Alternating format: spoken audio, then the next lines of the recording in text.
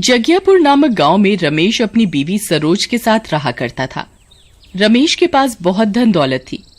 धन दौलत होने के साथ साथ वो गांव के लोगों की अपने पैसे से मदद भी किया करता। रमेश के गांव के सभी लोगों के साथ आपसी संबंध बहुत अच्छे थे।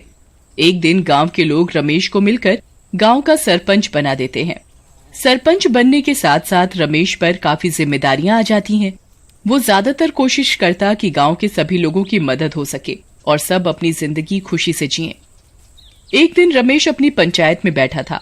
गांव के सभी लोग रमेश को अपनी अपनी मुसीबतें बता रहे थे। रमेश सबकी बातें सुनकर बहुत परेशान हो जाता है और वो जंगल के रास्ते अपने घर जाने लगते हैं। रास्ते में चलते चलते रमेश एक पेड़ के नीचे बैठ जाता है। अरे आज मैं बहुत थक गया। ये सरपंच का काम कोई आसान नहीं। पूरे गांव की बात सुनो और सबकी मदद करो। ये बहुत ही जिम्मेदारी वाला काम है। रमेश जिस पेड़ के नीचे बैठा होता है उस पेड़ से तभी एक चुड़ैल बाहर निकल कर आती है।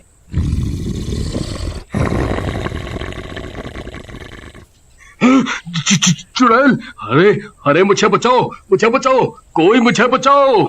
रमेश चुड़ैल को देखकर भागने लगता है। आई मम्मी बचा लो, अरे मर गया रे, भागो रे। चुड़ैल रमेश का पीछा करते रमेश के आगे जाकर खड़ी हो जाती है। अरे मैंने कुछ नहीं किया। मैं तो अपने गांव वालों की सहायता करता हूँ।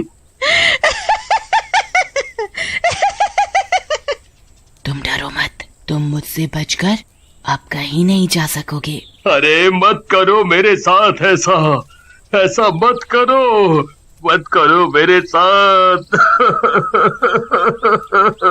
मुझे जाने दो।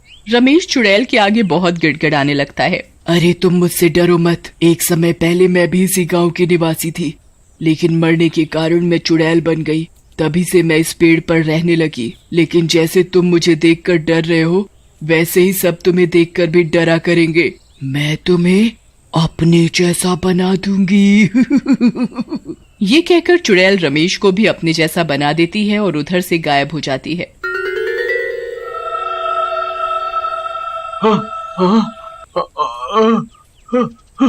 अरे ये क्या हो गया मेरे शरीर को?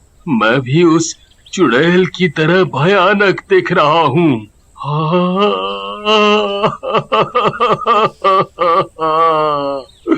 ऐसे तो मुझे कोई भी पहचान नहीं पाएगा। मेरी बीवी नीलम भी नहीं पहचान पाएगी मुझे।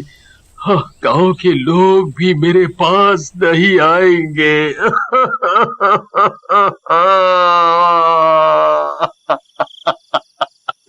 ये क्या हो गया मेरे साथ? रमेश अपनी हालत देखकर बहुत जोर जोर से रोने लगता है और साथ ही वो गांव से बहुत दूर ही जंगल में रहने लगता है। देखते ही देखते बहुत दिन बीत जाते हैं, पर रमेश अपने घर नहीं जाता। कुछ दिन बाद नीलम गांव में रमेश की जगह ले लेती है और गांव के लोगों की जिम्मेदारी उठाकर उनकी देखभाल करना चालू कर देती है। काफी दिन बीत जाने के बाद एक दिन रमेश को अपनी बीवी नीलम की बहुत याद आती है। नीलम की याद में रमेश बहुत जोर जोर से रोता है।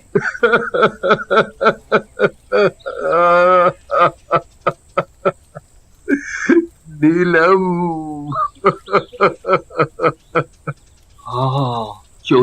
क्यों ना मैं एक बार अपनी पत्नी नीलम को चुपके से देख लूं। पता नहीं वो किस हाल में होगी। मुझे बहुत समय हो गया है उसको देखा भी नहीं है। सच में बहुत याद आती हो नीलम, बहुत याद आती हो। रमेश अगली रात को अपने गांव के लिए निकल पड़ता है। वो चुप कर जैसे तैसे अपने गांव में पहुंच जाता है। तभी वो देखता है कि गांव का एक आदमी मोहन नींद न आने के कारण रात में अपने घर के बाहर घूम रहा है। वो मोहन को देखकर पेड़ के पीछे छुप जाता है। मोहन पेड़ के पीछे रमेश की परछाई देख लेता है। कौन है वहाँ? अरे कौन है? कोई आवाज क्यों नहीं दे रहा? अरे कौन आदमी खड़ा है पेड़ के पीछे? अरे इसे कैसे पता लग गया पेड़ के पीछे मैं खड़ा हूँ? रमेश मोहन की आवाज सुनकर भागने लगता है। तभी मोहन भी उसके पीछे भागने लगता है।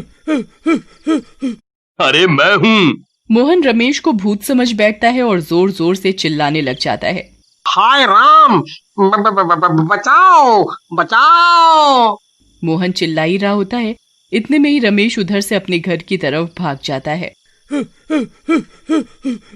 अरे भूत भूत भूत है इधर, हमारे गांव में भूत है। पेड़ के पीछे भूत था, पेड़ के पीछे। मोहन की बात सुनकर सभी गांववासी नींद से जब उठते हैं। अरे क्या हुआ मोहन, आधी रात में क्यों चिल्ला रहे हो तुम? भूत भूत है हमारे गांव में, वो हम सबको एक एक करके मार डालेगा। मुझे सबकी चिंता हो रही है। मोहन की बात सुनकर गांव वाले उसे उसके मन का वहम बताते हैं। अरे मोहन, आज तक तो हमारे गांव में ऐसी भूत प्रेतों की कभी कोई शिकायत नहीं हुई।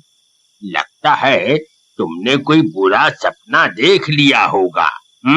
मोहन को सभी गांववासी समझाकर अपने अपने घर सोने चले जाते हैं। कुछ ही देर बाद रमेश अपने घर पहुंच जाता है। नीलम उधर सो रही होती है। वो उधर नीलम को देखकर बहुत जोर जोर से रोने लगता है। अरे उस पागल चुड़ैल ने मेरा क्या हाल बना दिया है। आज मैं अपनी बीवी के साथ क्या कर भी नहीं रह सकता हूँ। बेचारी नीलम भी मेरे बिना कैसे जी रही है। मुझे कुछ समझ नहीं आ रहा, कुछ समझ नहीं आ रहा।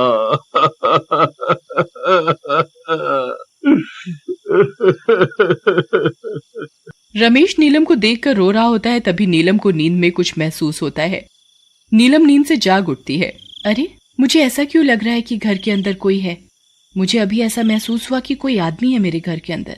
रमेश नीलम को देखकर दरवाजे के पीछे छिप जाता है।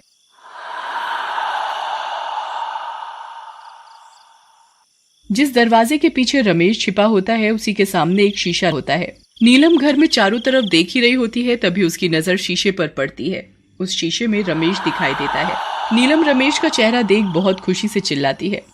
अरे रमेश, तुम आ गए, कहाँ चले गए थे तुम? अरे नीलम ने मुझे कैसे पहचान लिया?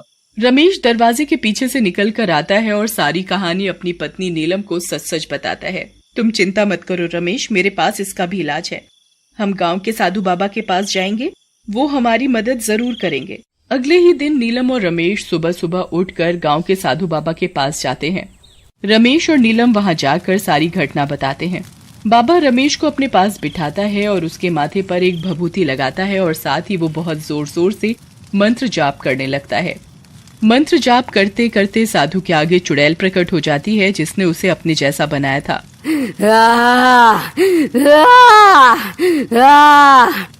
चुड़ैल, आज तेरा खात्मा है। तू हमारे गांव के लोगों को परेशान कर रही है, तुझे शर्म नहीं आती? मैं आज तुझे मार कर ही चैन की सांस लूंगा। नहीं, मुझे मत मारो, मैं नहीं करूंगी अब ऐसा, मुझे मत मारो। ऐसे कैसे छोड़ दूं तुझे? तू कब की मर चुकी है, तेरी आत्मा को अभी तक शांति नहीं मिली। इसी चक्कर में तू सबको परेशान कर रही है। नहीं करूंगी मैं अब किसी को परेशान। साधु चुड़ैल की एक बात नहीं सुनता और चुड़ैल बहुत जोर जोर से चिल्लाती है, पर साधु अपने मंत्रों में मगन चुड़ैल की आत्मा को शांति के साथ साथ रमेश को पहले की तरह ठीक करने में लगा रहता है। कुछ ही देर बाद चुड़ैल साधु के मंत्रों के द्वारा खुद ही आग में जलने लगती है और देखते ही देखते चुड़ैल खत्म हो जाती है। चुड़ैल के मरने के साथ ही रमेश बिल्कुल ठीक हो जाता है। रमेश खुद को पहले की तरह देखकर बहुत खुश होता है। आपका बहुत बहुत धन्यवाद गुरुजी, बहुत बहुत धन्यवाद। आपने मुझे पहले जैसा कर दिया। आपने तो मुझे नया जीवन ही दे दिया है। बिल्कुल, मैं तो सारी उम्मीदें ही छोड़ बैठा था कि मैं पहले जैसा ठीक हो पाऊंगा। आपका बहुत बहुत धन्यवाद गुरुदेव, बहुत बहुत धन्यवाद। धन्यवाद करने की कोई जरूरत नहीं। ओम।